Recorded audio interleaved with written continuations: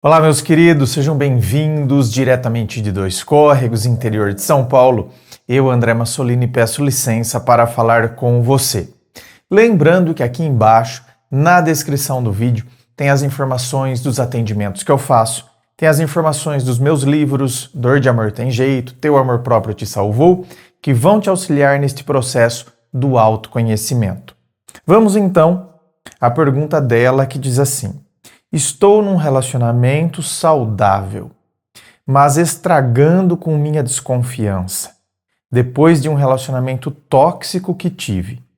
Como não estragar a relação? Ele não ciumento e fico insegura.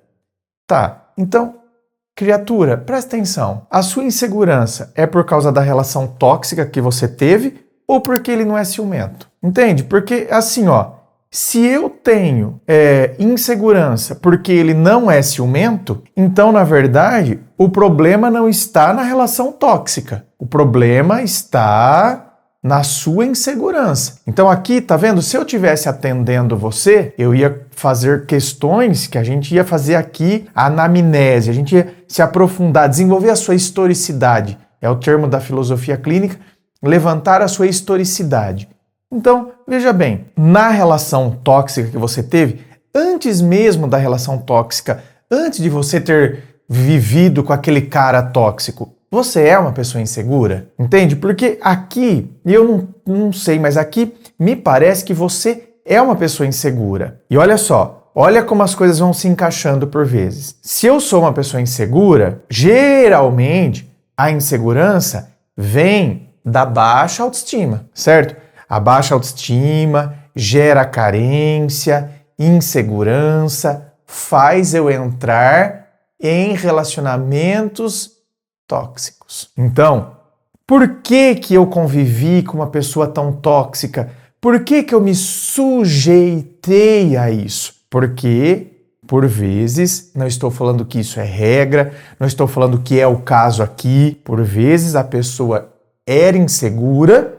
Essa insegurança vinha da baixa autoestima, que gerou carência, que fez eu transformar sapo em príncipe, fez, portanto, eu viver dentro daquela relação tóxica. Então você está vendo que aí eu já era insegura, antes mesmo da relação tóxica. Que essa insegurança e a baixa autoestima pode ter sido muito mais agravada com a relação tóxica. Mas a insegurança não foi gerada por causa da relação tóxica. Ela foi agravada.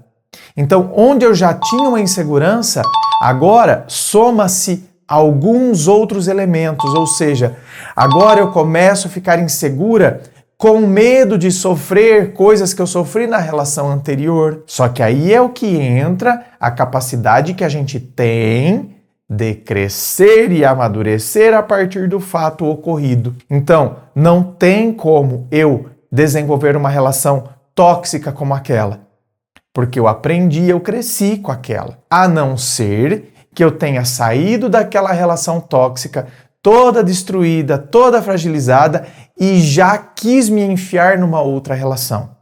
Então eu estou fragilizada, estou toda quebrada e aí eu quero entrar numa relação antes de eu estar bem comigo mesmo, antes de eu me fortalecer. Então quando eu saio toda quebrada de uma relação e já quero me enfiar em outra, é aí que eu posso entrar numa relação tóxica porque eu não aprendi a me conectar. Eu não me enraizei em mim mesmo ainda. Então a chance de eu entrar... Só que aí entra um fator sorte. Nossa, André, mas tem sorte?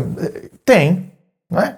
Aí entra um fator sorte. Se eu der a sorte, eu me entrei nessa relação, saí fragilizado aqui, entrei numa relação, correndo, porque eu quero que alguém então me salve. Se eu der sorte de conhecer uma pessoa muito boa, então, ok.